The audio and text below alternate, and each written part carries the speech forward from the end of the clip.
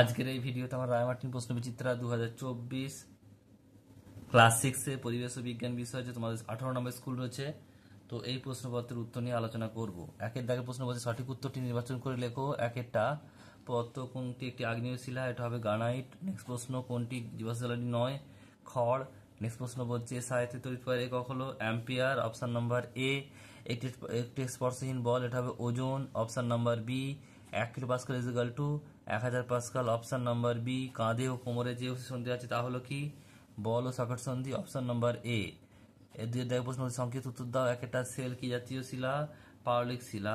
Next প্রশ্ন বলছে যে বৃদ্ধির হার is equal to dash by সময়, এটা বৃদ্ধির পরিমাপ।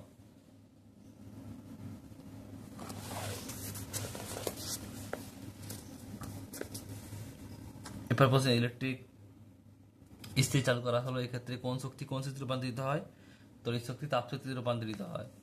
বার্নৌলির নীতিটি লেখো, টেক্সট বই তোমার পেয়ে যাবে, দেখে নেবে ওখান থেকে। নেক্সট প্রশ্ন দ্বিপত্র কপাটিকা হৃৎপিণ্ডে কোথায় থাকে, বাম অলিন্দ ও বাম নিলয়ের মাঝে।